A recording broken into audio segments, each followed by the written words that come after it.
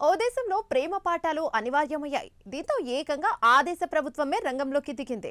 దీంతో యూత్ కు special love education classes నిర్వహించే పనిలో పడింది. అయితే ఈ కొత్త సబ్జెక్ట్స్ స్పెషల్ క్లాస్ కు పెళ్లి కాని యూత్ అందరూ హాజరు కావాల్సిందే. చివరికి కార్యాలయాల్లో కూడా ఈ క్లాసులను ఆ దేశ విద్యాశాఖ అధికారులు, ఎన్జీఓలు నిర్వహించడం గమనార్హం. ఏంటిదంతా అనుకుంటున్నారా? ప్రేమ పాఠాలేంటి? దేశ యువతకు ప్రభుత్వం చెప్పడమేంటి? ఇంతకీ ఆ దేశం ఏంటి? Let's watch. ప్రపంచంలోని వెరైటీలన్నీ మన పక్క దేశమైన చైనాలోనే జరుగుతుంటాయి. ఇక దేశ ప్రజలకు, ముఖ్యంగా యువకులకు ప్రేమ పాఠాలు చెప్పడం మొదలుపెట్టింది జింగ్పింగ్ ప్రభుత్వం. అయితే ఏ తల్లిదండ్రులైనా పిల్లలు బాగా చదువుకుని ఉన్నత దశకు ఎదగాలని కోరుకుంటారు, అంతే తప్ప చెడిపోవాలని కోరుకోరు. ఇక ప్రభుత్వాలు కూడా చదువులను ప్రోత్సహించి ఉద్యోగాలు కల్పించాలి. విద్యార్థి దశలోనే తమ కాళ్ళ మీద తామే నిలబడేలా చేయాలి. ఇక ఇప్పటి వరకు ఇలాంటి పరిస్థితులే చూసాం. కానీ చైనా ప్రభుత్వం సరికొత్త నిర్ణయాన్ని తీసుకుంది. ఇకపై కాలేజీలో విద్యార్థులకు ప్రేమ పాఠాలు నేర్పించాలంటూ వినూత్న ఆదేశాలను ఇచ్చింది. ఇక దాదాపు 30 ఏళ్లుగా అమల్లో ఉన్న పన్నులపై మినహాయింపు రద్దు చేసింది. ఈ నిర్ణయం వల్ల చైనాలో గర్భనిరోధక మాత్రలు, కండోమ్ల ధరలు పెరగబోతున్నాయి. ఈ ఏడాది జనవరి 1 నుంచి వీటిపై 13% విలువ ఆధారిత పన్ను అమల్లోకి వచ్చింది.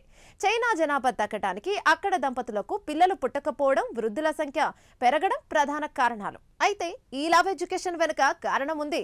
చైనాలో సంతానోత్పత్తి రోజు రోజుకు తగ్గిపోతుంది. దేశ జనాభా భారీగా తగ్గిపోతుందని తాజా గణాంకాలు సూచిస్తున్నాయి. ఒకప్పుడు భారత్ కంటే జనాభాలో చైనా అధిక స్థానంలో ఉండేది. ఇప్పుడు ఆ పరిస్థితి దిగజారిపోయింది. 2023లో వరుసగా రెండోసారి చైనా జనాభా నిష్పత్తి గణనీయంగా క్షీణించిపోయింది. ఈ నేపథ్యంలో చైనా కీలక నిర్ణయాన్ని తీసుకుంది. సంతానోత్పత్తి పెంచేందుకు అన్ని కళాశాలల్లో, విశ్వవిద్యాలయాల్లో వివాహం, కుటుంబం, సంతానోత్పత్తికి సంబంధించిన పాఠాలను విద్యార్థులకు నేర్పించాలని చైనా ఆదేశాలను ఇచ్చింది. జనాభా రేటును పెంచేందుకు యువకులకు ప్రేమ విద్యను అందించాలని సూచించింది. ఇక విద్యాపరమైన ఒత్తిడి కారణంగా 57% మంది విద్యార్థులు వివాహ సంబంధాలపై ఆసక్తి చూపడం లేదని ఓ సర్వేలో తేలింది. చాలా మంది పెళ్లి చేసుకునేందుకు ఇష్టపడడం లేదని ఈ నివేదికలో వెల్లడైంది. ఈ నేపథ్యంలో వివాహ సంబంధాలపై అవగాహన, భవిష్యత్తులో సంతానోత్పత్తిని ప్రోత్సహించడానికి కళాశాలల్లోనే పునాది వేయాలని యూనివర్సిటీలకు చైనా సూచించింది. చదువులతో పాటు ప్రేమ జీవితం గురించి అవగాహన కల్పించాలని పేర్కొంది. ప్రేమ వివాహం గురించి శాస్త్రీయంగా అవగాహన లేకపోవడంతో యువత వివాహానికి దూరమైపోతున్నారని స్పష్టం చేసింది. జనాభా పెరుగుదలకు విద్యార్థి దశలోనే ప్రేమ పాఠాలు నేర్పించి వివాహాలు చేసుకునేందుకు విద్యార్థులను ప్రోత్సహించాలని చైనా ప్రభుత్వం ఆయా విద్యా సంస్థలకు సూచించింది. అయితే ఒకప్పుడు ప్రపంచంలోనే జనాభా విషయంలో ఫస్ట్ ప్లేస్ లో ఉన్న చైనాలో జనాభా క్షీణిత స్వయంకృతాపరాధం కూడా ఓ కారణమని చెప్పాలి.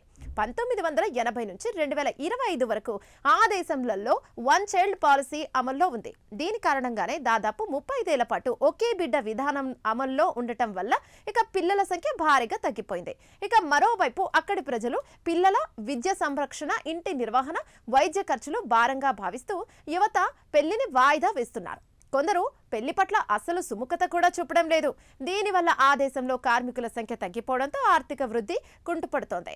పెన్షన్లు తీసుకునేవారు పెరుగుతుండటం, ఆరోగ్య వ్యవస్థపై ప్రభుత్వం అధికంగా ఖర్చు చేయాల్సిన నేపథ్యంలో చైనా దేశ జనాభా పెరుగుదలపై దృష్టి పెట్టింది. ఈ క్రమంలో ఎక్కువ మంది పిల్లలుంటే వారికి సబ్సిడీలు, పన్ను మినహాయింపులు, లవ్ ఎడ్యుకేషన్, పెళ్లిళ్లకు ప్రోత్సాహాలు, గర్భనిరోధక వస్తువులపై పన్ను పెంపు వంటి వినూత్న విధానాలను ప్రవేశపెడుతుంది చైనా సర్కార్. ఇక ఈ లవ్ ఎడ్యుకేషన్ లో ప్రేమ, పెళ్లి, కుటుంబం పట్ల సానుకూల దృక్పథాన్ని అక్కడి ప్రజల్లో పెంచుతారు.